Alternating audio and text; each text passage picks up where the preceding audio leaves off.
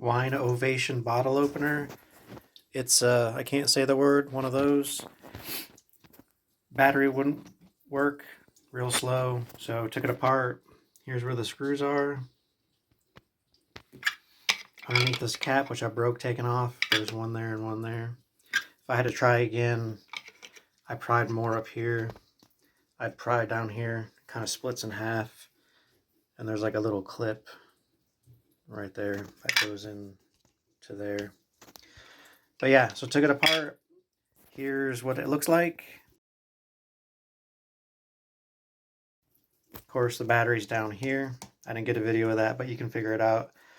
And then I ordered this one on Amazon. And cut the wires, soldered it, put it back in.